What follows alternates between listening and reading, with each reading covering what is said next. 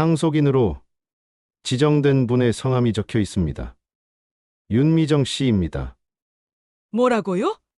저 계집애 가요? 그럴 리가 없어요. 순자가 얼굴이 새하얗게 질리며 소리쳤어요. 저요? 정말 저를 말씀하시는 건가요? 미정의 떨리는 목소리가 사무실에 울려 퍼졌습니다. 아버지가 정말 미정이를. 도진도 믿을 수 없다는 표정으로 중얼거렸어요. 국밥집 딸에서 재벌 상속인으로 한순간에 뒤바뀐 운명 앞에서 모든 사람이 말을 잃었습니다. 이 놀라운 반전 뒤에 숨겨진 진실이 궁금하시다면 무료 버튼인 구독과 좋아요 부탁드려요. 그럼 지금부터 미정이의 이야기 처음부터 들려드리겠습니다.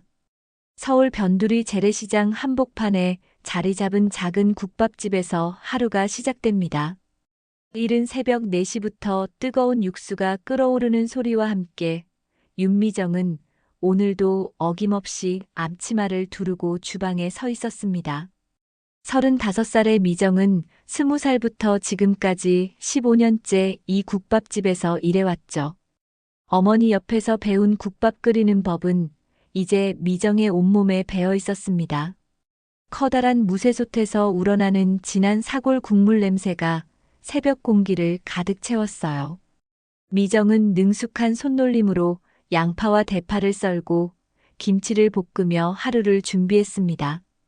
칼질 소리가 규칙적으로 울려 퍼지는 가운데 미정의 얼굴에는 묘한 만족감이 스며 있었어요. 이 일이 힘들긴 했지만 손님들이 맛있게 드시는 모습을 볼 때면 보람을 느꼈거든요. 미정아, 오늘도 고생 많다. 이른이 넘은 어머니가 뒤에서 말씀하시며 천천히 주방으로 들어오셨습니다. 허리가 많이 굽으셨지만 여전히 정정하신 어머니였어요. 미정은 돌아보며 환하게 웃었습니다. 어머니가 더 힘드실 텐데요. 제가 다 할 테니까 좀 쉬세요. 하지만 어머니는 고개를 저으며 미정 옆자리에 섰어요. 이 국밥집은 우리 모녀가 함께 지켜온 곳이야. 내가 어떻게 쉬겠니? 어머니의 목소리에는 오랜 세월의 무게가 담겨 있었습니다. 모녀가 함께 만드는 국밥의 맛은 이 시장에서도 소문이 자자했거든요. 특히 어머니만의 비법으로 우려낸 사골 육수는 다른 곳에서는 절대 맛볼 수 없는 깊은 맛이 났어요. 아침 6시가 되자 단골 손님들이 하나둘 들어오기 시작했습니다. 시장에서 새벽부터 장사하는 상인들, 일찍 출근하는 회사원들, 그리고 이른 아침 운동을 마치고 온 동네 어르신들까지. 미정은 능숙하게 뜨거운 국밥을 내오며 모든 손님과 정답게 인사했어요. 어서 오세요. 오늘도 맛있게 끓었어요. 미정이 인사가 참 곱구나. 덕분에 아침부터 기분이 좋아져. 단골 할머니가 환하게 웃으며 말씀하셨습니다. 미정은 국밥을 내오며 정중하게 고개를 숙였어요. 많이 드세요. 김치도 새로 담근 거예요. 이런 소소한 대화들이 미정에게는 큰 힘이 되었습니다. 그런데 이때 국밥집 문이 열리며 한 남자가 들어왔습니다. 바로 미정의 남편 도진이었어요. 38살의 도진은 중소기업에서 성실하게 일하는 평범한 직장인이었습니다. 키가 크고 얼굴이 반듯한 편이었지만 무엇보다 성격이 온화해서 사람들이 좋아했어요. 결혼한 지 이제 10년째인 부부였지만 도진은 여전히 아내가 일하는 모습을 보면 마음이 뿌듯했습니다. 여보, 아침은 먹고 갔어? 미정이 국밥 한 그릇을 정성스럽게 내오며 물었습니다. 고소한 기름이 동동 뜬 뜨거운 국물 위에 파가 예쁘게 올라가 있었어요. 도진은 고개를 저으며 자리에 앉았습니다. 집에서 먹으려다가 여보 얼굴이 보고 싶어서 왔어. 그 말에 미정은 살짝 얼굴이 빨개졌어요. 10년이 지나도 여전히 부끄러워하는 아내의 모습에 도진도 미소를 지었습니다. 도진이 국밥을 한 숟가락 떠서 입에 넣자 만족스러운 표정을 지었어요. 역시 우리 여보가 끓인 국밥이 최고야.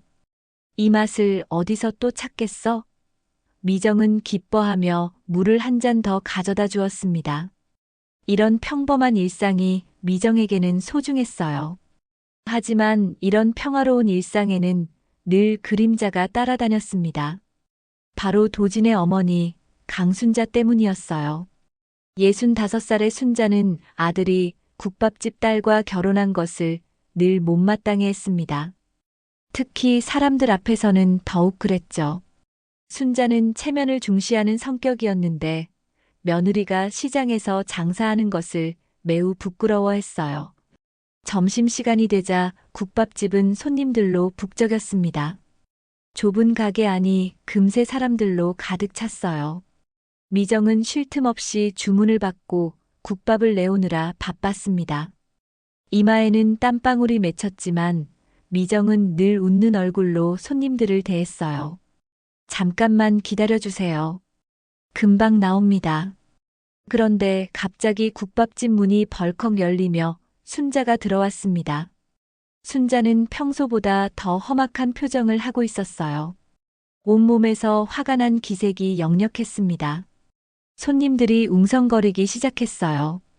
동네에서는 순자가 며느리를 어떻게 대하는지 다들 알고 있었거든요. 미정아. 순자의 목소리가 국밥집 안에 우렁차게 울려 퍼졌습니다. 손님들이 모두 그쪽을 바라봤어요. 숟가락 소리도 멈췄고 국밥집 안은 순식간에 조용해졌습니다.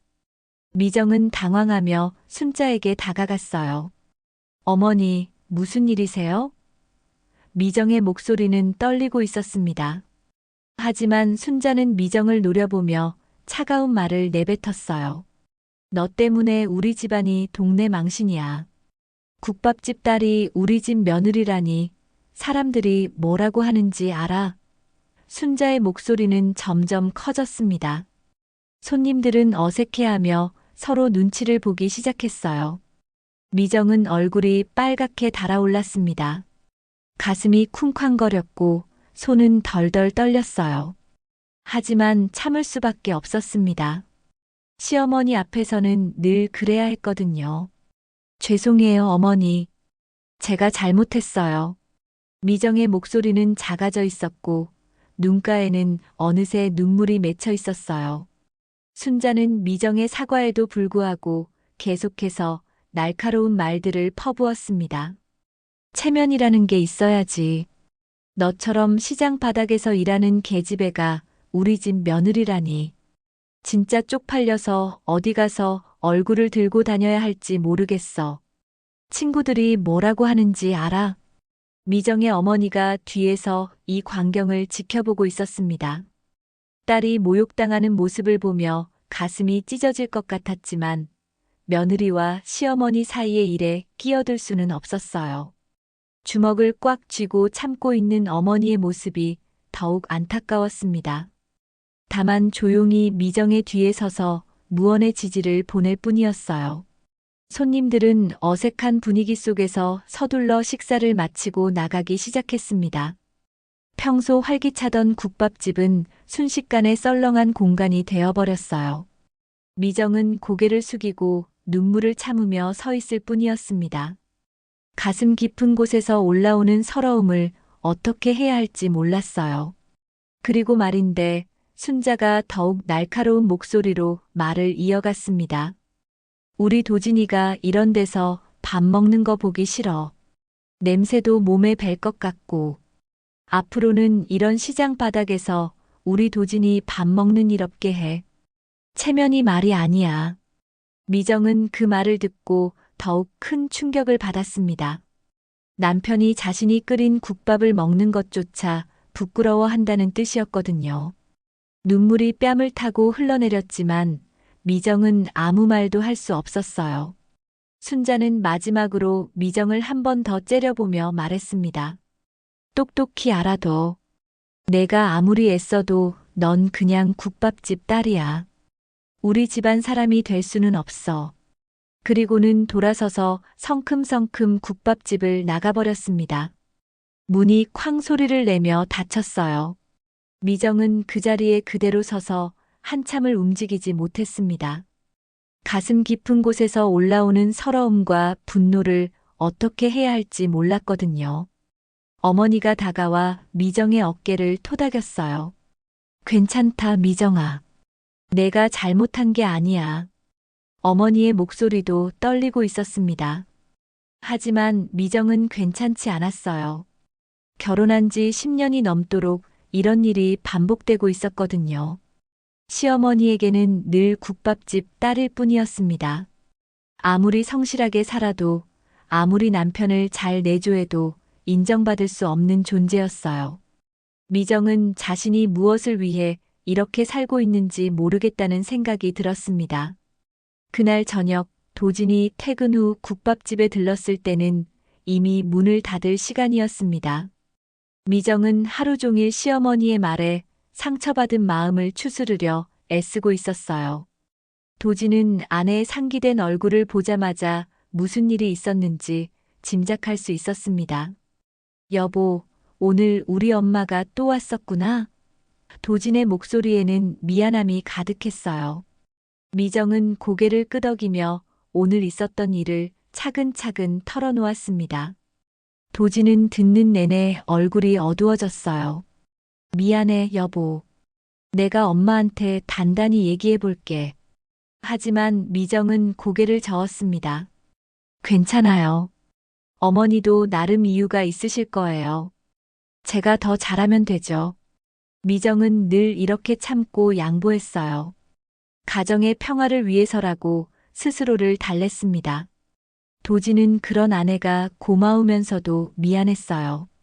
그런데 바로 그때 도진의 휴대폰이 요란하게 울리기 시작했습니다. 화면에는 큰아버지라는 이름이 떠 있었어요. 도진은 의아한 표정으로 전화를 받았습니다. 안녕하세요, 큰아버지. 그런데 수화기 너머로 들려오는 목소리는 평소와 달리 무겁고 슬펐어요. 도진아, 너희 아버지가 돌아가셨다. 큰아버지의 말에 도진은 한동안 아무 말도 할 수 없었습니다. 미정이 놀라서 도진의 얼굴을 들여다봤어요. 도진의 얼굴은 창백해져 있었고 손은 덜덜 떨리고 있었습니다. 갑자기 심장마비로 쓰러지셨는데 병원에 도착하기 전에 이미 큰아버지의 설명이 이어졌지만 도진에게는 먼 곳에서 들려오는 것 같았어요. 아버지는 평소 건강하셨는데 너무나 갑작스러운 일이었거든요. 미정은 남편의 손을 꽉 잡고 곁에서 지켜봤습니다. 도진의 아버지는 생전에 작은 건설회사를 운영하시던 분이었어요. 성실하고 꾸준한 성격으로 지역에서도 신뢰받는 사업가였습니다. 비록 대기업은 아니었지만 30년 넘게 회사를 경영하시며 나름대로 재산을 모아두셨어요. 무엇보다 가족을 사랑하시는 따뜻한 아버지였습니다. 며칠 뒤 장례식이 치러졌습니다. 아버지를 아는 많은 분들이 조문을 오셨어요. 그 모습을 보며 도진은 아버지가 얼마나 많은 사람들에게 사랑받으셨는지 새삼 깨달았습니다. 미정도 시아버지의 마지막 길을 정성껏 배웅했어요. 장례를 치르는 동안 가족들은 슬픔에 잠겨 있었지만 순자의 마음 한편에는 다른 생각이 자리 잡고 있었어요. 이제 남편이 세상을 떠난 이상 집안의 재산은 당연히 내가 관리해야지. 순자는 속으로 이렇게 생각했습니다. 가장의 자리는 자신이 물려받는 것이 당연하다고 여겼어요. 더군다나 며느리인 미정이 끼어들 여지는 전혀 없다고 확신했습니다. 국밥집 딸 주제에 감히 우리 집안 재산에 눈독 들릴 생각은 하지도 마라. 순자는 미정을 바라보며 속으로 다짐했어요. 절대로 며느리에게 한 푼도 주지 않을 거라고 마음먹었습니다. 장례를 마친 지 일주일 후 변호사 사무실에서 유언장 공개가 있다는 연락이 왔습니다. 순자는 당연히 자신이 주요 상속인일 거라 생각하며 변호사 사무실로 향했어요. 도진과 미정도 함께 따라갔습니다. 미정은 별다른 기대는 없었지만 남편을 위해 자리를 함께 했어요. 변호사 사무실은 오래된 건물 3층에 있었습니다. 좁은 사무실 안에는 도진의 가족들이 모여 있었어요. 순자는 맨 앞자리에 당당하게 앉았고 도진과 미정은 뒤쪽에 조용히 자리를 잡았습니다. 분위기는 무거웠지만 곧 중요한 발표가 있을 거라는 기대감도 있었어요. 김 변호사는 50대 중반의 차분한 분이었습니다. 자, 그럼 고인의 유언장을 공개하겠습니다. 변호사가 서류를 펼치며 말했어요. 순자는 가슴이 두근거렸습니다. 드디어 자신이 집안의 실질적인 가장이 된다는 것을 공식적으로 확인받는 순간이었거든요. 변호사는 천천히 유언장을 읽기 시작했습니다. 먼저 부동산과 관련해서는 하지만 읽어내려가던 변호사의 표정이 점점 놀란 듯해졌어요. 몇 번이나 서류를 다시 확인하더니 마침내 조심스럽게 입을 열었습니다. 죄송합니다만 이 유언장에는 예상과 다른 내용이 적혀 있습니다. 변호사의 말에 사무실 안이 술렁이기 시작했어요. 순자는 눈썹을 찌푸리며 변호사를 바라봤습니다. 무슨 말씀이신가요? 남편이 세상을 떠난 이상 당연히 제가 상속받는 거 아닌가요? 하지만 변호사는 고개를 저었습니다. 유언장에 따르면 주요 재산의 상속인은 따로 지정되어 있습니다.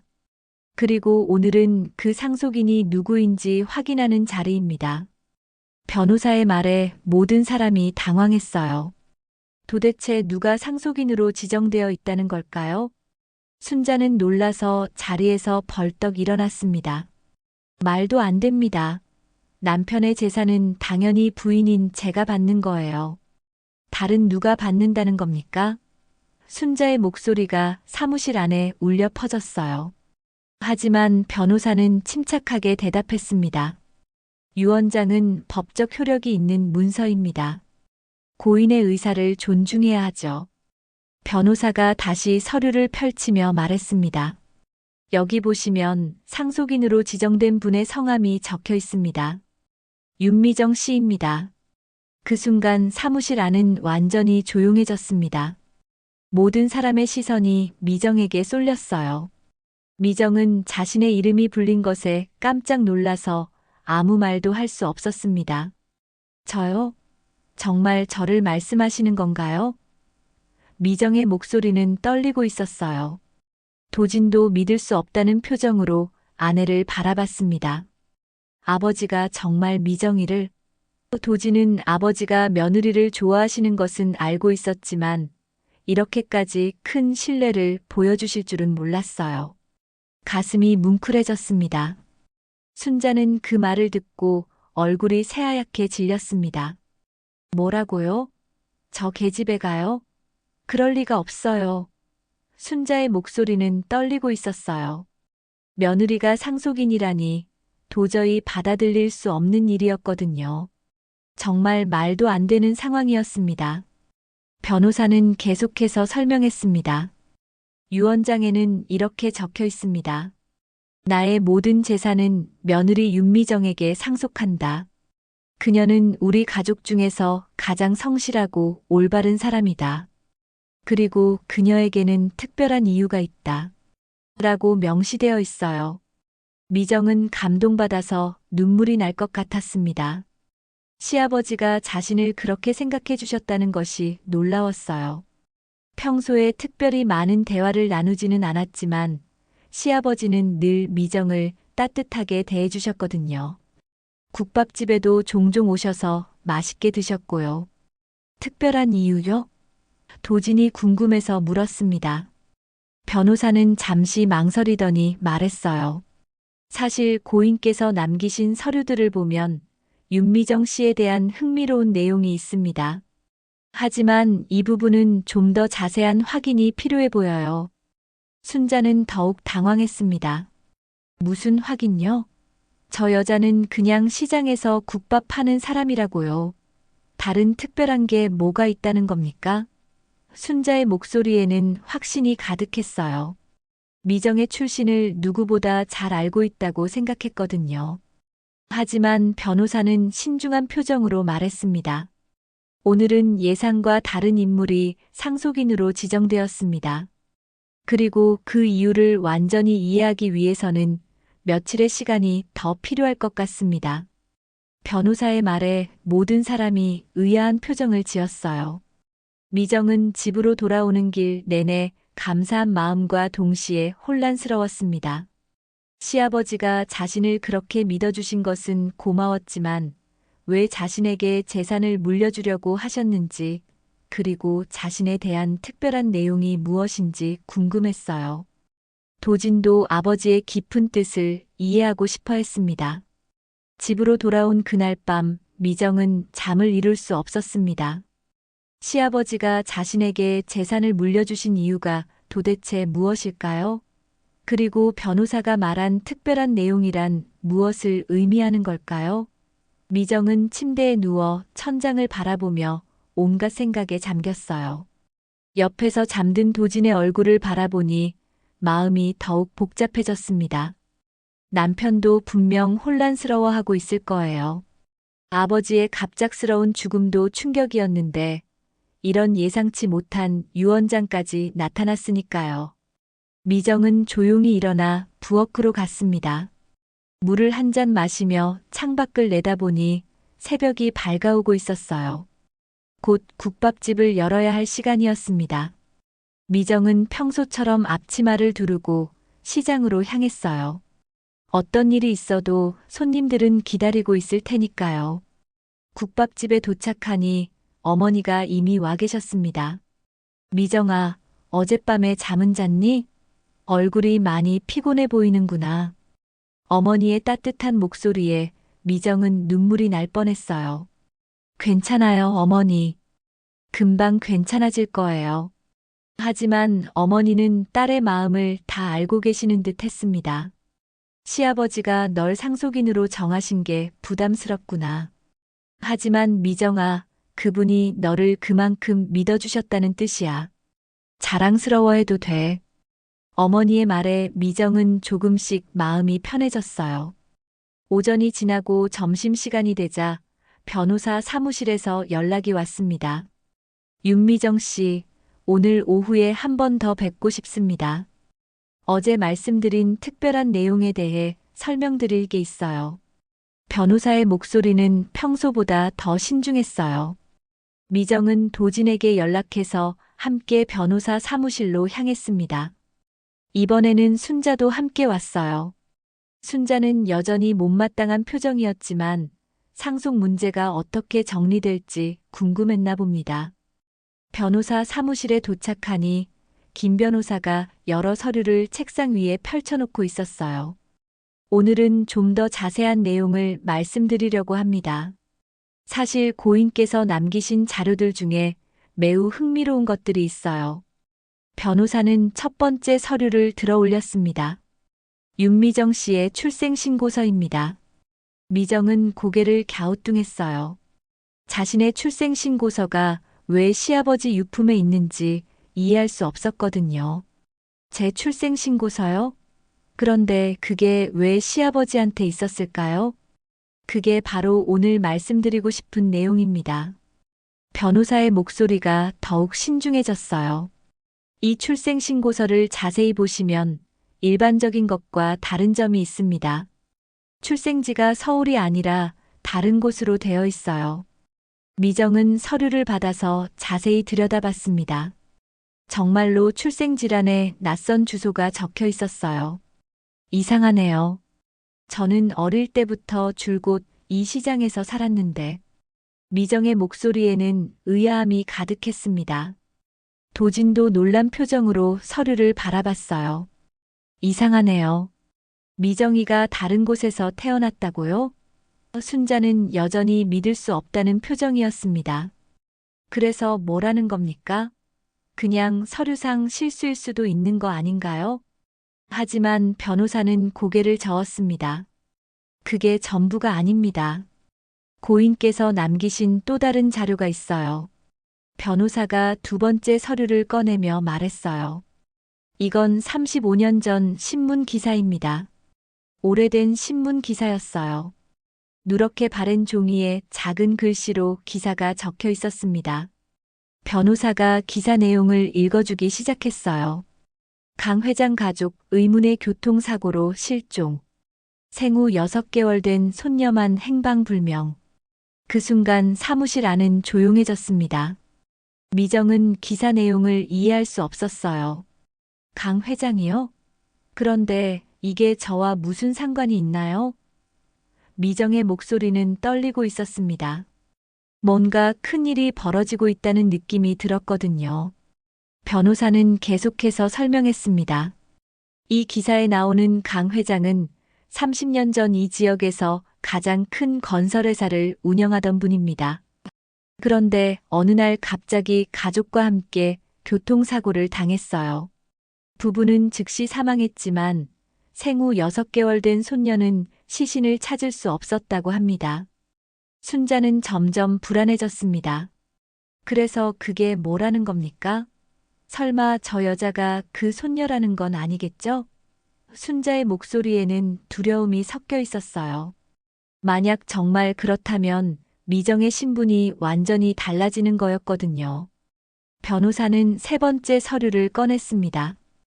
이건 더욱 놀라운 자료입니다. 변호사가 오래된 사진 한 장을 테이블 위에 올려놓았어요. 사진 속에는 젊은 여인이 아기를 안고 울고 있는 모습이 담겨 있었습니다. 미정은 사진을 보는 순간 깜짝 놀랐어요. 사진 속 여인이 어머니와 너무나 닮아 있었거든요. 하지만 어머니보다 훨씬 젊은 모습이었고 옷차림도 평소 어머니와는 달랐습니다. 이 사진은 우리 어머니 같은데요? 맞습니다. 변호사가 조용히 대답했어요. 이 사진은 35년 전에 찍힌 것입니다. 그리고 사진 뒷면에는 이런 글이 적혀 있어요. 변호사가 사진을 뒤집어서 보여주었습니다. 사진 뒷면에는 펜으로 쓴 글씨가 희미하게 남아 있었어요. 이 아이를 지켜주세요. 강 회장의 손녀입니다. 글씨는 오래되어서 잘 보이지 않았지만 분명히 읽을 수 있었습니다. 미정은 사진을 보며 머리가 하얗게 되는 것 같았어요. 그럼 제가 정말 강 회장의 손녀라는 건가요? 미정의 목소리는 거의 속삭임에 가까웠습니다. 이 모든 상황이 믿어지지 않았거든요. 도진도 충격을 받았습니다. 그럼 미정이가 사실은 재벌가의 딸이었다는 거네요? 도진은 아내를 바라보며 말했어요. 평생 국밥집 딸로만 알고 있던 아내가 사실은 전혀 다른 출신이었다니 믿기 어려웠습니다. 순자는 그 말을 듣고 얼굴이 창백해졌습니다. 말도 안 됩니다. 저 계집애가 재벌 손녀라고요? 그럴 리가 없어요. 순자는 자리에서 벌떡 일어나며 소리쳤어요. 평생 무시해왔던 며느리가 사실은 자신보다 훨씬 높은 출신이었다는 것을 받아들일 수 없었거든요. 변호사는 침착하게 말했습니다. 아직 확실하지는 않습니다. 하지만 고인께서 이 모든 자료를 보관하고 계셨다는 것은 분명한 이유가 있을 겁니다. 아마 오랫동안 조사를 해오셨던 것 같아요. 미정은 온몸이 떨렸습니다. 자신의 정체성에 대한 모든 것이 흔들리고 있었어요. 그럼 지금까지 제가 알고 있던 제 자신은 뭐였을까요? 정말 국밥집 딸이 아니었다는 건가요? 미정의 눈에는 눈물이 맺혔습니다. 변호사가 마지막 서류를 꺼내며 말했어요. 정확한 확인을 위해서는 DNA 검사가 필요합니다. 다행히 강 회장의 유품 중에 그가 사용하던 물건들이 남아 있어서 검사가 가능해요. 며칠 안에 결과가 나올 겁니다. 순자는 여전히 믿을 수 없다는 표정이었어요. DNA 검사? 그런 것까지 해야 한다는 겁니까? 이 모든 게 거짓말일 수도 있잖아요. 하지만 순자의 목소리에는 이전만큼 확신이 없었습니다. 너무나 많은 증거들이 나오고 있었거든요. 미정은 집으로 돌아가는 길 내내 아무 말도 할 수 없었습니다. 자신이 누구인지, 어디서 왔는지 모든 것이 의문투성이었어요. 평생 국밥집 딸로 살아왔는데 사실은 전혀 다른 사람이었다니. 이 모든 것이 꿈만 같았습니다. 그날 밤 미정은 어머니와 마주 앉았습니다. 오늘 변호사 사무실에서 본 사진이 자꾸만 머릿속을 맴돌았어요. 사진 속 젊은 여인이 정말 어머니와 닮아 있었거든요. 미정은 용기를 내어 어머니께 물어보기로 했습니다. 어머니, 제가 어렸을 때 사진 좀 보여주세요. 미정의 말에 어머니는 잠시 망설이셨어요. 그러더니 방 안쪽 장롱 깊숙한 곳에서 낡은 상자 하나를 꺼내오셨습니다. 미정아, 사실 어머니가 너한테 말하지 못한 게 있다.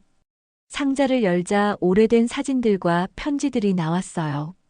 그 중에서도 미정의 눈에 띈 것은 변호사 사무실에서 본 것과 똑같은 사진이었습니다. 어머니가 아기를 안고 울고 있는 모습 말이에요. 어머니, 이 사진이 정말 저예요? 어머니는 깊은 한숨을 쉬며 고개를 끄덕이셨습니다. 그래, 미정아. 사실 너는 어머니의 목소리가 떨렸어요. 오랫동안 숨겨왔던 비밀을 털어놓기가 쉽지 않으셨거든요. 너는 우리가 낳은 딸이 아니야. 미정은 그 말을 듣고 머리가 멍해졌습니다. 어머니의 친딸이 아니라는 것을 이미 짐작하고 있었지만 직접 들으니 충격이 컸어요. 그럼 제 진짜 부모님은 누구세요? 미정의 목소리는 간신히 나오는 정도였습니다. 어머니는 상자에서 낡은 편지 한 장을 꺼내셨어요. 이걸 보렴. 편지는 오래되어서 종이가 누렇게 변해 있었습니다. 하지만 글씨는 아직도 읽을 수 있었어요. 미정은 조심스럽게 편지를 펼쳐서 읽기 시작했습니다. 이 아이는 강 회장의 손녀입니다. 권력 다툼 속에서 희생될까 두려워 몰래 데리고 나와 평범한 시장 사람으로 키우고 있습니다. 부디 이 아이를 지켜주세요. 언젠가는 진실이 밝혀질 날이 올 것입니다. 편지 내용을 읽은 미정은 온몸이 떨렸어요. 어머니가 천천히 이야기를 들려주셨습니다. 35년 전 어머니가 젊었을 때 강 회장 댁에서 일하고 있었어. 그때 큰 사고가 났고 집안에 큰 혼란이 일어났지. 강 회장과 부인이 돌아가시면서 어린 손녀만 남겨두고 가셨어. 미정은 숨을 죽이고 어머니의 말을 들었습니다. 그때 집안 사람들이 서로 재산을 차지하려고 다투기 시작했어. 어린 너를 해칠 수도 있다는 걱정에 어머니가 몰래 데리고 나온 거야. 그리고 우리 딸로 키우기로 했지. 어머니의 눈에는 눈물이 고여 있었어요. 처음에는 잠깐만 숨겨둘 생각이었는데 시간이 지나면서 정말 내 딸 같아졌어. 너무나 사랑스러운 아이였거든. 그래서 그냥 우리 딸로 키우기로 했어. 어머니의 목소리에는 깊은 사랑이 담겨 있었습니다. 미정은 어머니를 바라보며 말했어요. 어머니, 그럼 제가 진짜로 강 회장의 손녀라는 거예요? 어머니는 고개를 끄덕이며 대답하셨습니다. 그래, 미정아. 너는 정말 큰 집 아가씨였어. 하지만 어머니에게는 언제나 소중한 딸이야. 다음 날 아침 변호사 사무실에서 또 연락이 왔습니다. 어젯밤에 추가로 발견된 자료가 있습니다. 매우 중요한 내용이니 오늘 오후에 한 번 더 오실 수 있나요? 미정은 도진과 함께 다시 변호사 사무실로 향했어요. 이번에는 순자도 일찍 와 있었습니다. 어젯밤에 잠도 제대로 못 잔 것 같았어요. 며느리가 재벌가 상속녀일 수도 있다는 사실이 받아들여지지 않았거든요. 어서 빨리 확실한 결과를 알려주세요. 이런 애매한 상황은 견딜 수가 없어요. 변호사는 새로운 서류들을 테이블 위에 펼쳐 놓았습니다. 어젯밤에 고인의 금고에서 발견된 것들입니다.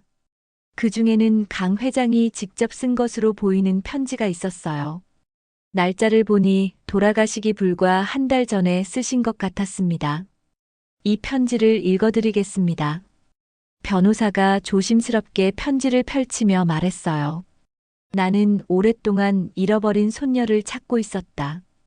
그리고 마침내 그 아이가 내 며느리 윤미정이라는 것을 확인했다. 그녀는 내 아들이 선택한 훌륭한 여인이기도 하지만 동시에 내 혈육이기도 하다. 편지 내용이 계속 이어졌습니다. 미정이는 어릴 때 우리 집에서 일하던 착한 여인이 목숨을 걸고 지켜준 아이다. 그 여인은 미정이를 친딸처럼 키우며 훌륭한 사람으로 만들어 주었다. 나는 그들 모두에게 감사하다. 순자는 편지 내용을 듣고 얼굴이 창백해졌어요. 그럼 정말로 저 여자가 강 회장의 손녀라는 건가요? 순자의 목소리는 떨리고 있었습니다. 평생 무시해온 며느리가 사실은 자신보다 훨씬 높은 신분이었다니 믿을 수가 없었어요. 변호사는 편지의 마지막 부분을 읽어주었습니다. 그러므로 내 모든 재산은 손녀 윤미정에게 상속한다. 그녀는 이미 우리 가족의 일원이 되었고 앞으로도 우리 집안을 이끌어갈 사람이다. 이것이 내 마지막 소원이다. 미정은 편지를 듣고 눈물이 났어요. 시아버지가 자신의 정체를 알고도 아무 말씀 안 하시고 따뜻하게 대해주셨구나 싶었거든요. 시아버지가 저를 그렇게 생각해 주셨다니 정말 감사해요. 도진도 감동받았습니다. 아버지가 정말 대단하세요. 미정이의 정체를 알고도 우리 결혼을 반대하지 않으셨던 거네요. 오히려 더 좋아하셨던 것 같아요. 도진은 아내의 손을 꽉 잡았습니다. 변호사가 마지막 서류를 꺼내며 말했어요. 그리고 이것은 강 회장이 남긴 회사 관련 서류들입니다.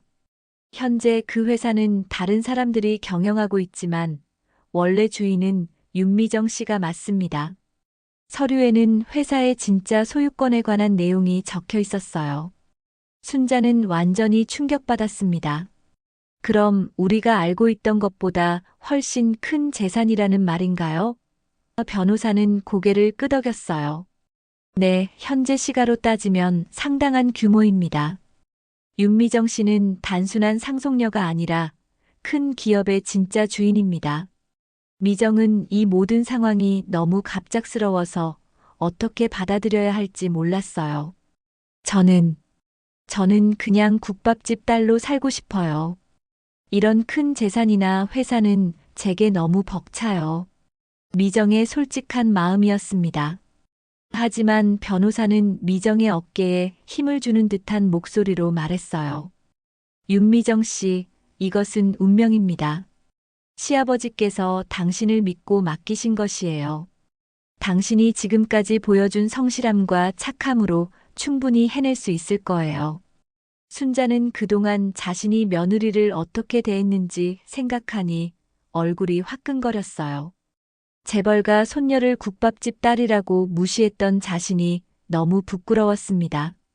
하지만 아직도 완전히 믿어지지는 않았어요. 변호사가 마지막으로 말했습니다. DNA 검사 결과는 내일 나올 예정입니다. 하지만 이미 나온 증거들만으로도 충분히 확실해 보여요. 윤미정 씨는 정말로 강 회장의 손녀가 맞습니다. 미정은 집으로 돌아가는 길에 마음이 복잡했어요. 자신의 진짜 정체를 알게 된 것은 기뻤지만 동시에 부담스럽기도 했습니다. 국밥집 딸에서 갑자기 재벌 상속녀가 된다는 것이 현실 같지 않았거든요. 그날 저녁 미정이 국밥집에서 설거지를 하고 있을 때 갑자기 문이 거칠게 열리며 순자가 들어왔습니다. 순자의 얼굴은 분노로 일그러져 있었어요. 어머니는 이미 집에 가신 후였고 국밥집에는 미정 혼자만 있었습니다. 야, 윤미정. 순자의 목소리가 텅 빈 국밥집에 울려 퍼졌습니다. 미정은 깜짝 놀라서 순자를 바라봤어요.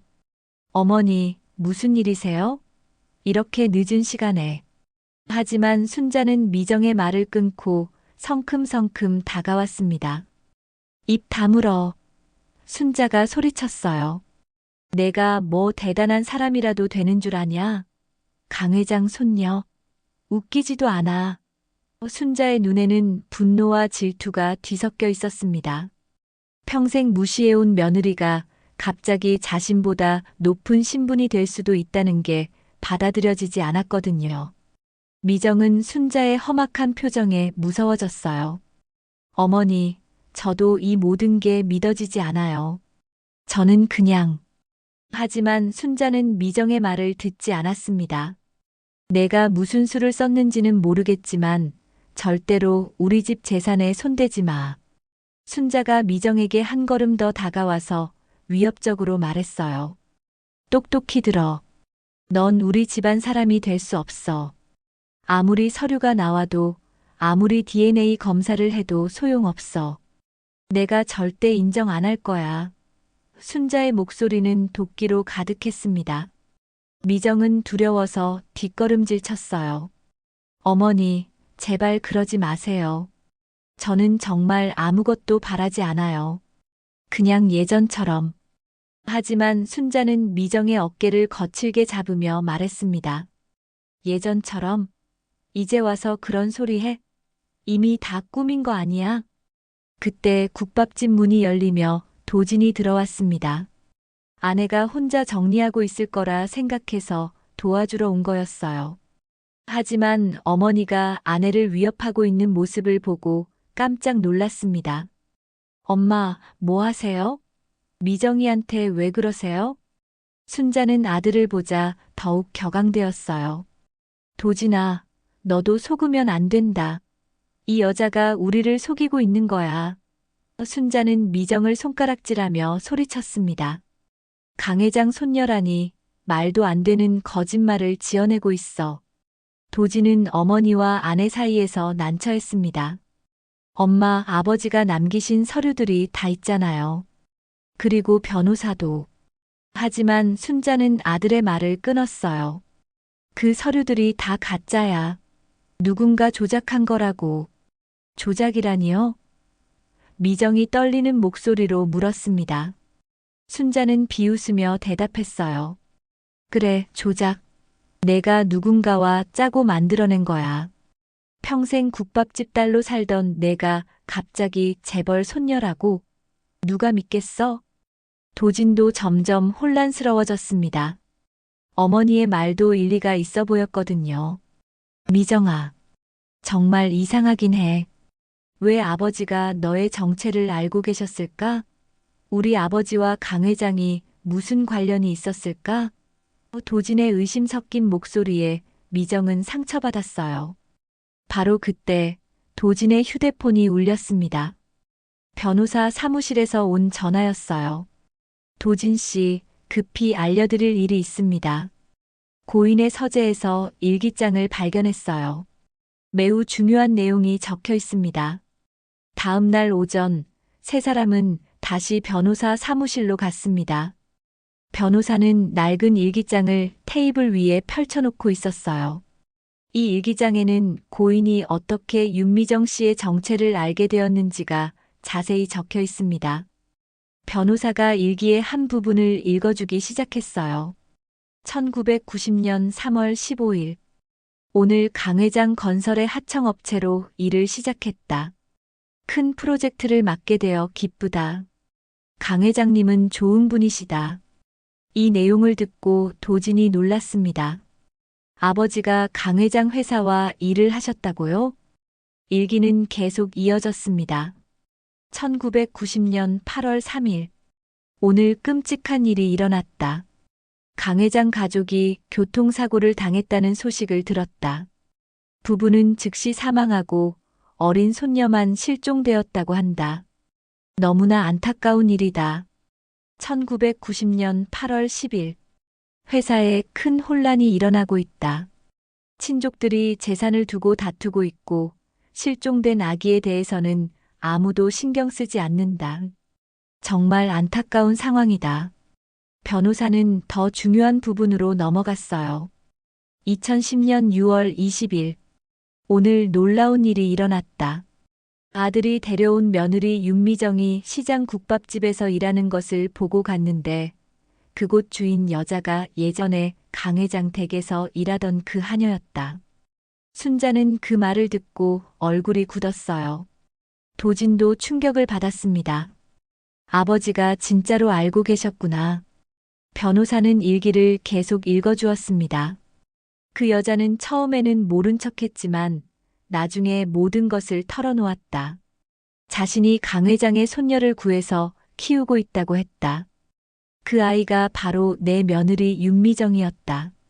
정말 놀라운 운명이다. 미정은 일기 내용을 들으며 눈물을 흘렸어요. 시아버지가 오랫동안 자신의 정체를 알고 계셨지만 아무 말씀 안 하시고 따뜻하게 대해주셨던 것이 고마웠거든요. 2020년 1월 1일. 미정이는 정말 훌륭한 며느리다. 강 회장의 손녀답게 성실하고 착하다. 언젠가는 그녀에게 진실을 알려주고 싶다. 그리고 그녀가 받아야 할 것들을 돌려주고 싶다. 순자는 일기 내용을 듣고 점점 작아졌습니다. 모든 것이 진실이라는 증거가 너무나 명확했거든요. 하지만 여전히 인정하기 어려웠어요. 그래도 이해할 수 없어요. 어떻게 국밥집 딸이 갑자기. 변호사가 마지막 부분을 읽어주었습니다. 2024년 11월 30일. 내 시간이 얼마 남지 않은 것 같다. 미정이에게 모든 것을 물려주기로 결심했다. 그녀는 내 혈육이기도 하지만 무엇보다 우리 가족 중에서 가장 선량하고 성실한 사람이다. 도지는 아버지의 일기를 듣고 깊이 감동받았어요. 아버지가 정말 깊이 생각하고 결정하신 거였구나. 하지만 동시에 혼란스럽기도 했습니다. 아내가 갑자기 완전히 다른 사람이 된 것 같은 느낌이 들었거든요. 미정은 이 모든 상황이 부담스러웠어요. 저는 정말 모르겠어요. 제가 누구인지, 어떻게 살아야 하는지. 미정의 목소리는 절망으로 가득했습니다. 평생 국밥집 딸로 살아왔는데 갑자기 재벌 상속녀가 되라니 어떻게 받아들여야 할지 몰랐어요. 순자는 여전히 이 모든 것을 받아들일 수 없었습니다. 아무리 그래도 내가 그 여자 밑에서 살 수는 없어. 순자는 자리에서 벌떡 일어나며 소리쳤습니다. 자존심이 허락하지 않았거든요. 도진도 아내를 바라보며 복잡한 표정을 지었어요. 미정아, 우리가 알던 너와 지금의 너가 너무 달라. 나도 혼란스러워. 남편마저 흔들리는 모습에 미정은 더욱 절망적이었습니다.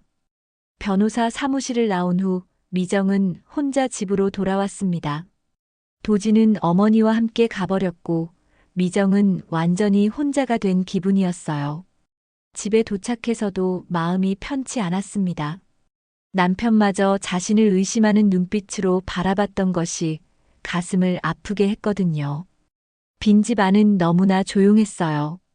평소 같으면 도진이 퇴근해서 함께 저녁을 준비하곤 했는데 오늘은 연락조차 없었습니다. 미정은 소파에 앉아 멍하니 창밖을 바라봤어요. 하루 종일 벌어진 일들이 꿈만 같았거든요. 그날 밤 미정은 국밥집 어머니에게 전화를 걸었습니다. 어머니, 저 어떻게 해야 해요? 모든 사람이 저를 이상한 눈으로 봐요. 도진이도 절 믿지 않는 것 같고. 미정의 목소리는 울음에 젖어 있었어요. 하루 종일 참아왔던 눈물이 터져 나왔습니다. 국밥집 어머니는 딸의 마음을 다 이해하고 계셨습니다. 미정아, 힘들지? 하지만 진실은 진실이야. 내가 누구든 상관없이 넌 내 소중한 딸이고 그것만으로도 충분해. 어머니의 따뜻한 목소리에 미정은 조금씩 마음이 진정되었어요. 어머니만 있으면 저는 괜찮아요.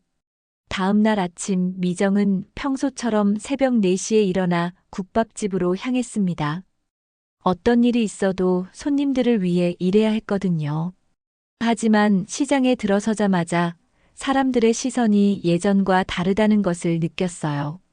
어제 변호사 사무실 일이 벌써 소문이 난 모양이었습니다.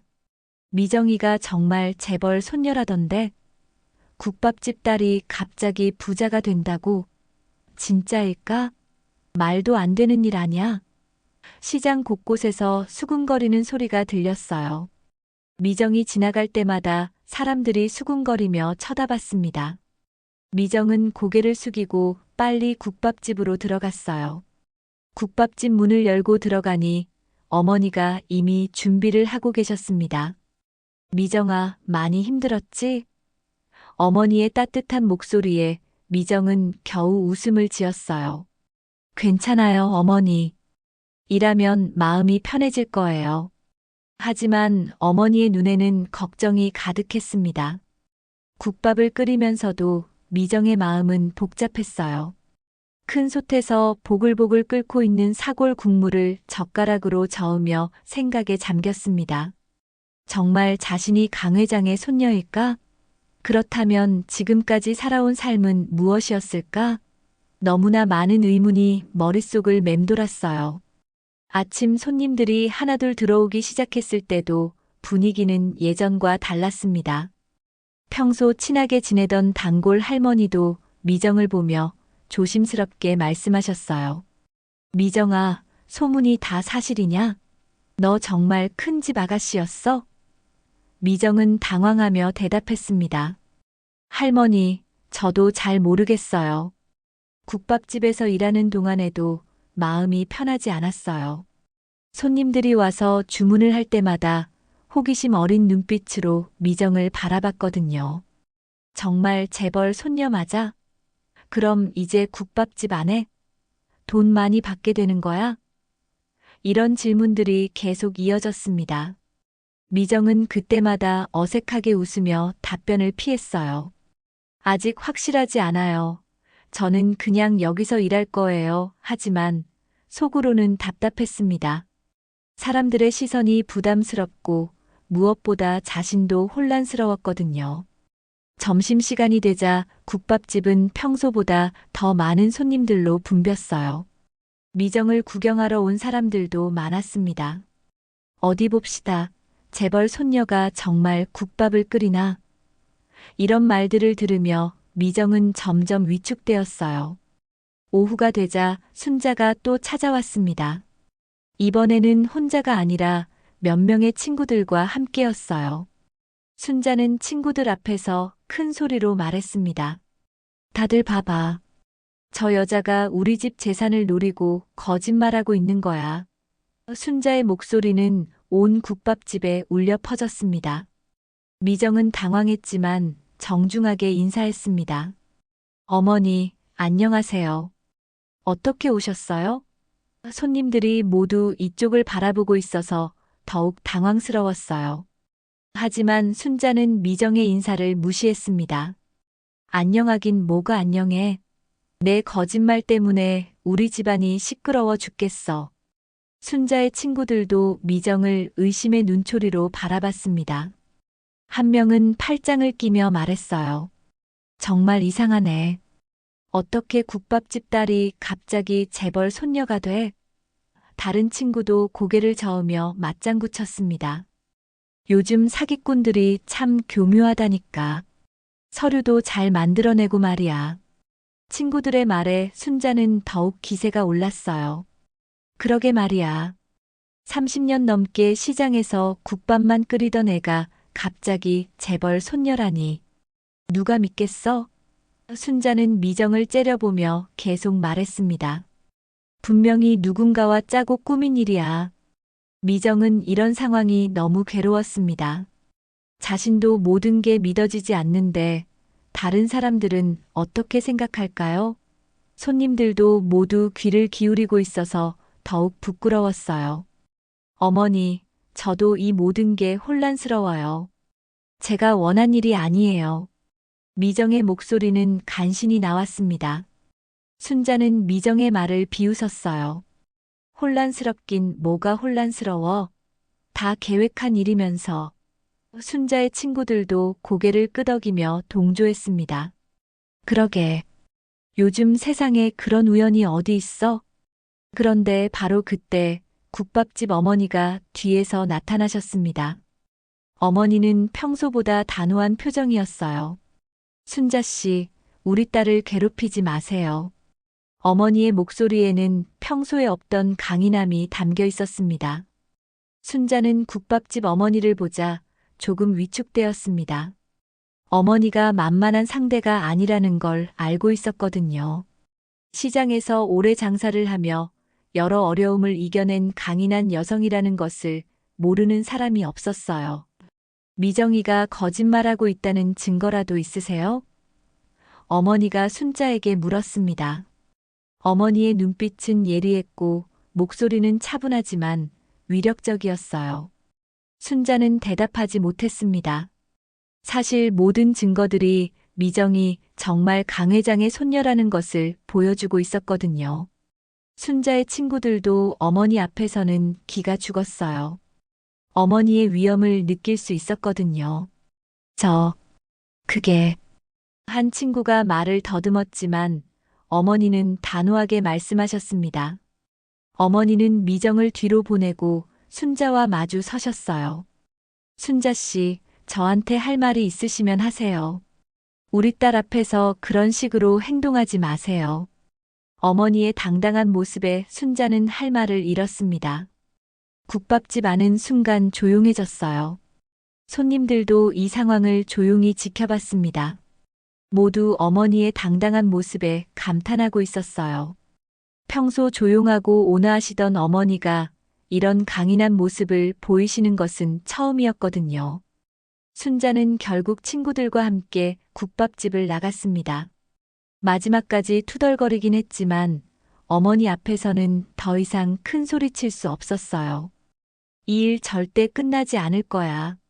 순자는 문을 나가면서 마지막으로 소리쳤습니다. 어머니는 순자가 나간 후 미정을 다독여 주셨어요. 괜찮다, 미정아. 어머니가 있으니까 걱정하지 마. 손님들도 어머니의 모습에 박수를 치며 응원해 주었습니다. 잘하셨어요. 딸을 지키는 어머니 모습이 정말 멋있어요. 그날 저녁 어머니는 미정을 집으로 불러서 이야기를 나누셨어요. 작은 방 안에서 어머니와 딸이 마주 앉아 있었습니다. 미정아, 너무 힘들지? 하지만 이런 시련도 지나갈 거야. 어머니는 미정의 손을 잡으며 위로해 주셨습니다. 내가 강 회장의 손녀든 아니든 넌 내 딸이야. 그것만이 중요해. 어머니의 말에 미정은 눈물을 흘렸어요. 이 혼란스러운 상황에서 어머니만이 자신의 편이었거든요. 그러면서 어머니는 방 안쪽으로 가서 무언가를 가져오셨어요. 미정아, 사실 어머니가 너한테 아직 보여주지 않은 게 있어. 어머니가 들고 오신 것은 낡은 나무 상자였습니다. 지금까지 한 번도 본 적 없는 상자였어요. 상자는 오래된 것 같았지만 정성스럽게 관리되어 있었어요. 자물쇠도 잘 보관되어 있었고 겉면에는 작은 글씨로 미정이라고 쓰여 있었습니다. 이 상자는 내가 우리 집에 온 그날부터 지금까지 간직해 온 거야. 어머니가 상자를 열자 여러 가지 오래된 물건들이 나왔어요. 가장 먼저 눈에 띈 것은 고급스러운 아기 옷이었습니다. 명품 브랜드 태그가 아직도 선명하게 달려 있었어요. 실크로 만든 작은 드레스와 레이스가 달린 모자, 그리고 금실로 수놓은 작은 신발까지 모든 것이 최고급 소재였습니다. 이 옷들은 내가 입고 있던 거야. 강 회장 댁에서 나올 때 말이지. 어머니의 설명에 미정은 놀랐어요. 아기 옷들은 일반 사람들이 입힐 수 있는 것들이 아니었거든요. 한 벌만 해도 지금의 국밥집 수입으로는 몇 달치에 해당하는 비싼 것들이었습니다. 상자 안에는 또 다른 물건들도 있었어요. 작은 금반지에는 미정이라는 이름이 아름다운 글씨체로 새겨져 있었고, 진주 목걸이는 손바닥만한 크기의 진주가 달려 있어서 값을 매길 수 없을 정도였어요. 그리고 무엇보다 중요한 것은 강 회장이 직접 쓴 메모였습니다. 내 손녀 미정이를 부탁합니다. 언젠가 이 아이가 진실을 알게 되는 날이 오면 이 물건들이 증거가 될 것입니다. 메모에는 강 회장의 도장도 또렷하게 찍혀 있었어요. 그리고 날짜는 35년 전 미정이 태어난 해였습니다. 미정은 메모를 보며 눈물을 흘렸어요. 어머니가 마지막으로 꺼낸 것은 강 회장의 친필 편지였어요. 내 사랑하는 손녀에게 할아버지가 너를 지키지 못해서 미안하다. 하지만 좋은 사람들이 너를 키워줄 것이다. 언젠가 내가 이 편지를 읽게 된다면 그때는 내가 진짜 누구인지 알게 될 것이다. 할아버지는 언제나 너를 사랑한다. 편지를 읽은 미정은 가슴이 뭉클해졌어요.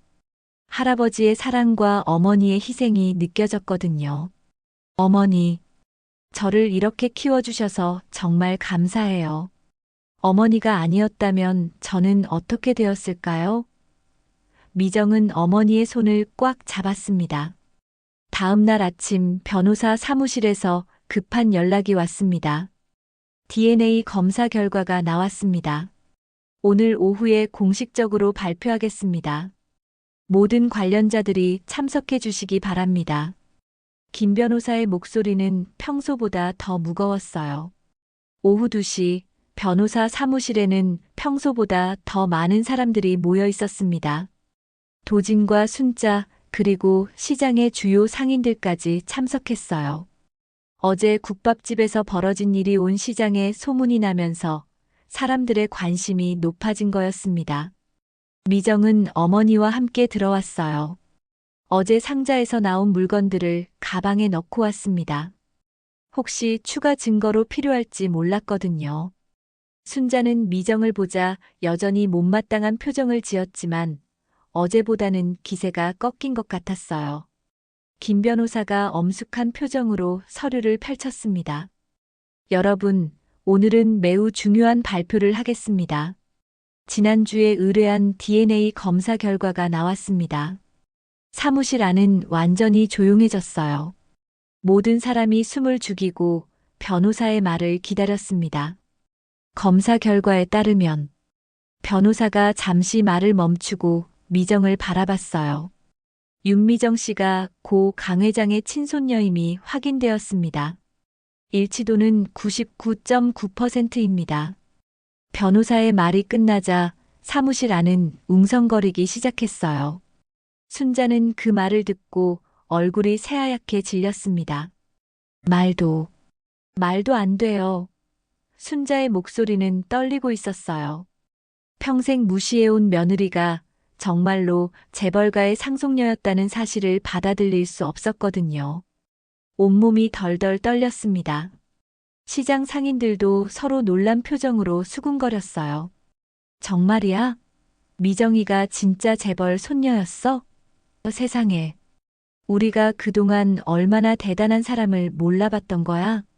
국밥집 딸이 아니라 진짜 큰 집 아가씨였구나. 사람들의 목소리가 점점 커졌습니다. 도지는 아내를 바라보며 복잡한 감정에 빠졌어요. 기쁘면서도 당황스러웠거든요. 평생 국밥집 딸로만 알고 있던 아내가 갑자기 이렇게 큰 신분이 되었다니 믿기 어려웠습니다. 미정아, 정말 축하해. 하지만 나는 좀 혼란스러워. 변호사는 추가적인 설명을 이어갔습니다. 그리고 고인의 유언장에 따라 모든 재산은 윤미정 씨에게 상속됩니다. 여기에는 강 회장이 남긴 회사 지분도 포함되어 있습니다. 이 말을 듣고 사람들은 더욱 놀랐어요. 순자는 충격으로 몸을 떨며 숨이 막힌 듯 자리에서 휘청거렸습니다. 아니야. 이럴 수가 없어. 순자는 벽에 기대서야 겨우 서 있을 수 있었어요. 너무나 큰 충격이었거든요. 평생 국밥집 딸이라고 무시했던 며느리가 사실은 자신보다 훨씬 높은 신분이었다니요. 시장 상인 중 한 명이 감탄하며 말했어요. 평생 무시당하던 국밥집 딸이 진짜 상속녀라니. 이런 일이 정말 있을 수 있는 거야? 다른 상인도 고개를 끄덕이며 대답했습니다. 영화에서나 봤던 일이 진짜로 일어났네. 미정이가 얼마나 착하게 살았으면 하늘이 이런 복을 주신 걸까? 미정은 모든 사람의 시선이 자신에게 쏠린 것을 느꼈어요. 하지만 이제는 당당할 수 있었습니다. 진실이 밝혀졌고 자신의 정체성을 확실히 알게 되었거든요. 미정은 남편의 손을 꽉 잡고 일어섰습니다.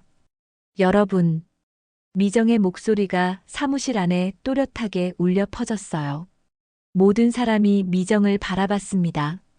저는 재벌가의 손녀이기 전에 국밥집 딸로 살아온 윤미정입니다. 미정의 말에는 확신이 가득했어요. 35년 동안 시장에서 자라며 많은 분들의 사랑을 받았어요. 그리고 무엇보다 저를 친딸처럼 키워주신 어머니가 계셔요. 미정은 국밥집 어머니를 바라보며 말했습니다. 어머니는 눈물을 글썽이며 딸을 바라보고 계셨어요. 강 회장의 손녀라는 것은 제 출생의 비밀이지만 진짜 저를 만든 것은 이 시장과 어머니의 사랑이에요. 미정의 말에 시장 상인들이 박수를 치기 시작했어요. 잘 말했어, 미정아. 역시 우리 시장의 자랑이야. 순자는 여전히 벽에 기대서 있었지만 이제는 화가 아니라 부끄러움이 더 컸어요. 그동안 자신이 며느리를 어떻게 대했는지 생각하니 얼굴이 화끈거렸습니다. 재벌가 손녀를 국밥집 딸이라고 무시했던 자신이 너무 부끄러웠어요. 도지는 아내의 당당한 모습에 감동했습니다. 미정아, 너는 정말 대단해. 어떤 상황에서도 변하지 않는구나. 도지는 아내를 꽉 안으며 말했어요. 내가 누구든 상관없어. 내 사랑하는 아내인 것만 중요해. 변호사가 마지막으로 말했습니다. 윤미정 씨, 축하드립니다. 이제 공식적으로 강 회장의 상속인이 되셨습니다. 앞으로 처리해야 할 법적 절차들이 있지만 가장 어려운 부분은 끝났습니다. 미정은 고개를 끄덕이며 대답했어요. 감사합니다. 하지만 저는 여전히 시장에서 국밥을 끓일 거예요. 그것이 진짜 제 모습이니까요. 미정의 말에 모든 사람이 감동했습니다. 큰 재산을 상속받아도 변하지 않겠다는 미정의 마음이 느껴졌거든요. 시장 상인들은 미정을 축하하며 말했어요. 미정아, 정말 축하해. 하지만 너는 원래부터 우리에게는 소중한 사람이었어. 그래, 재벌 손녀든 국밥집 딸이든 상관없어. 넌 언제나 우리의 미정이야. 그날 저녁 국밥집에는 평소보다 더 많은 사람들이 찾아왔어요. 미정을 축하하러 온 시장 사람들로 가게가 가득 찼습니다. 미정은 여전히 앞치마를 두르고 국밥을 끓이고 있었어요. 아무것도 변하지 않은 모습이었습니다. 미정아, 이제 부자가 됐는데도 여전히 국밥을 끓이는구나. 단골 할아버지가 웃으며 물었어요. 미정은 환하게 웃으며 대답했습니다. 할아버지, 이 국밥이 저를 만든 거예요.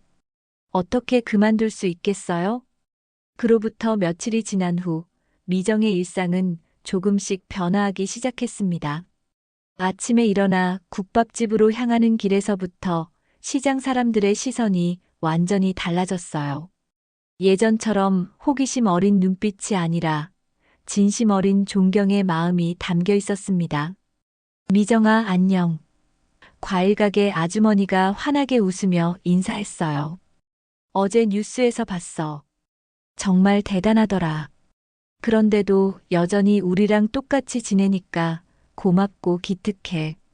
미정은 어머니와 함께 과일가게 앞을 지나며 정중하게 인사했습니다. 시장 곳곳에서 사람들이 미정에게 따뜻한 말을 건넸어요.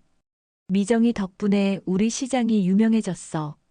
신문에도 나오고 방송에서도 취재 나온다던데. 그래도 변하지 않는 미정이가 정말 자랑스러워. 이런 말들을 들으며 미정은 가슴이 따뜻해졌습니다. 국밥집에 도착하니 평소보다 더 많은 손님들이 기다리고 있었어요. 미정의 이야기가 알려지면서 멀리서도 사람들이 찾아오기 시작한 거였습니다. 정말 여기가 그 유명한 국밥집이야? 재벌 상속녀가 직접 끓인 국밥을 먹을 수 있다니. 하지만 미정은 모든 손님을 똑같이 정성껏 대했어요. 새로운 손님이든 오래된 단골이든 차별하지 않고 최선을 다해 국밥을 끓였습니다. 어서 오세요. 맛있게 끓었으니까 많이 드세요. 미정의 환한 미소는 예전과 조금도 다르지 않았어요. 어머니도 딸의 변하지 않는 모습에 흐뭇해 하셨습니다.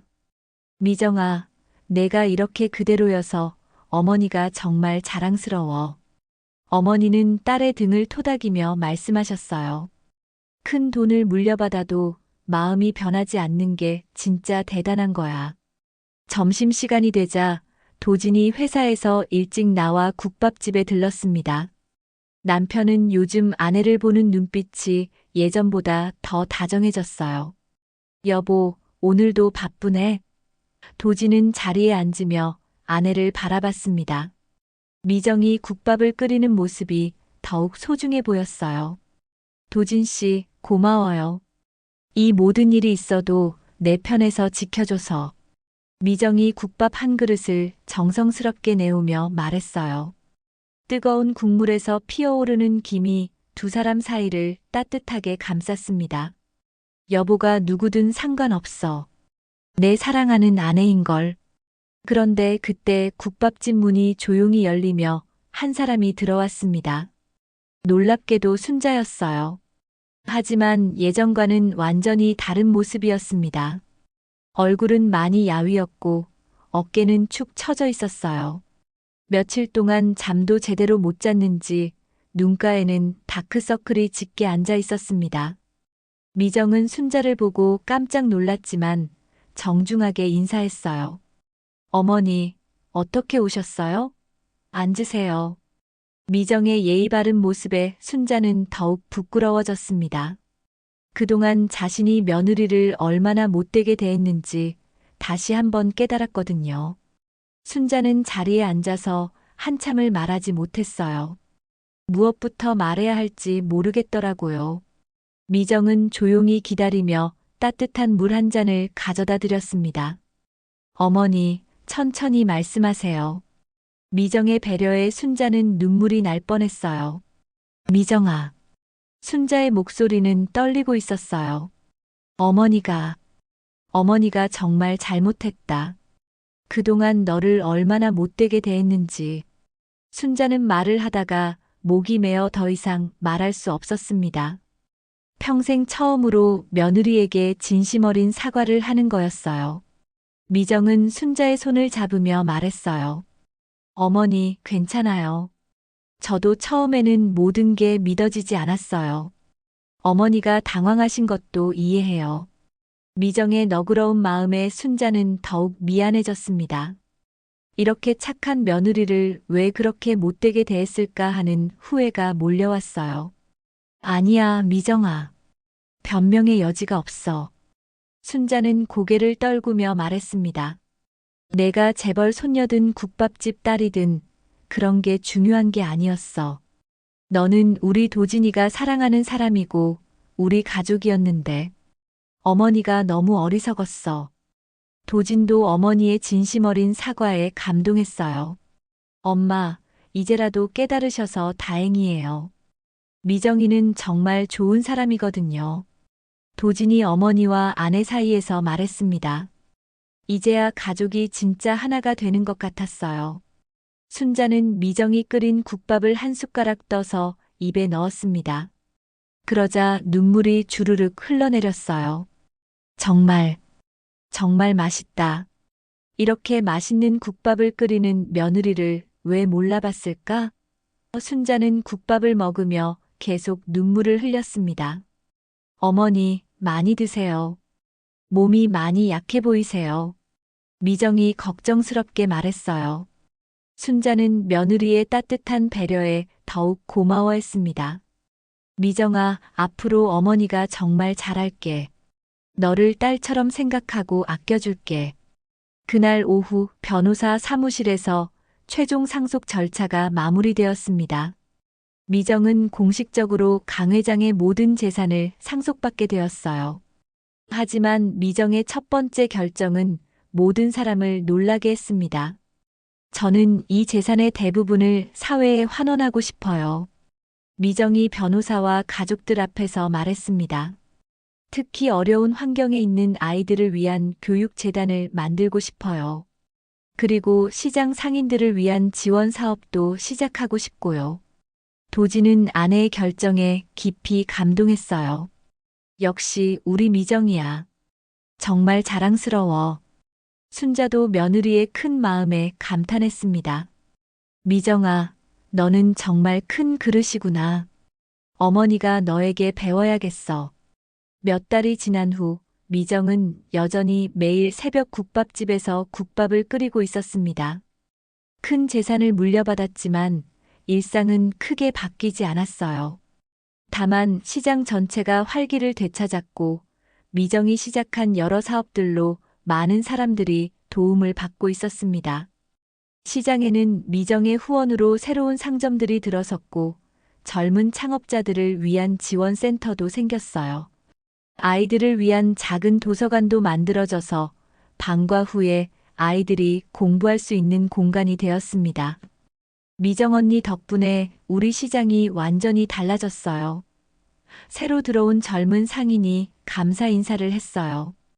미정은 웃으며 대답했습니다. 우리 모두 함께 만든 거예요. 시장은 혼자가 아니라 함께 만들어가는 거니까요. 어느 따뜻한 봄날 오후 미정은 평소처럼 국밥을 끓이고 있었습니다. 큰 솥에서 보글보글 끓고 있는 사골 국물에서는 진한 냄새가 피어올랐어요. 그 모습을 보며 도진이 감탄했습니다. 여보, 정말 행복해 보여. 미정은 국자로 국물을 저으며 환하게 웃었어요. 당연하죠. 이게 제 진짜 모습이니까요.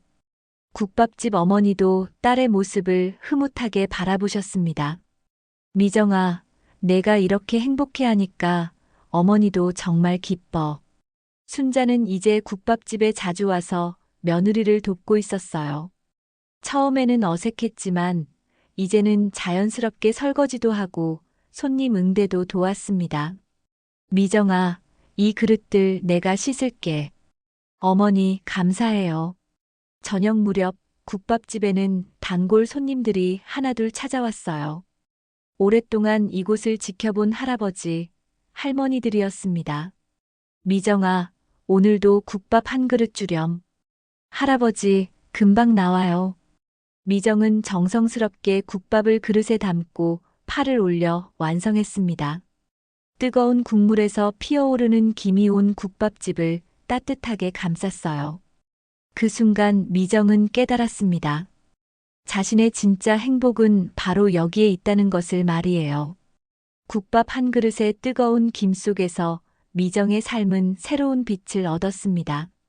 강 회장의 손녀라는 출생의 비밀도 큰 재산을 물려받은 것도 중요했지만 가장 소중한 것은 사랑하는 사람들과 함께하는 일상이었어요. 이 국밥은 제 어머니의 삶이고 제 인생의 뿌리입니다. 미정이 손님에게 국밥을 내오며 말했어요. 그 말에는 깊은 애정과 자부심이 담겨 있었습니다. 미정은 이제 자신이 누구인지 확실히 알고 있었어요. 해가 질 무렵 온 가족이 함께 국밥집에서 저녁을 먹었습니다. 도진과 순자 그리고 국밥집 어머니까지 모두가 한 테이블에 둘러앉아 따뜻한 국밥을 나눠 먹었어요. 이보다 더 행복한 순간은 없을 것 같았습니다. 정말 맛있어, 미정아. 순자가 진심으로 말했어요. 어머니가 이런 맛있는 국밥을 끓이는 며느리를 둬서 정말 복이에요. 미정은 시어머니의 칭찬에 기뻐하며 대답했습니다. 어머니도 이제 가족이세요. 우리 모두 행복하게 살아요. 미정이의 이야기 어떠셨나요? 진정한 행복은 큰 재산이 아니라 사랑하는 사람들과 함께하는 소소한 일상에 있다는 걸 다시 한번 깨닫게 되네요. 국밥 한 그릇에 담긴 따뜻한 마음이 결국 모든 것을 이겨낸 것 같습니다. 오늘 이야기가 마음에 드셨다면 구독과 좋아요 눌러주시고 댓글로 어떤 부분이 가장 감동적이었는지 알려주세요. 다음에도 더 따뜻하고 감동적인 이야기로 찾아뵙겠습니다. 감사합니다.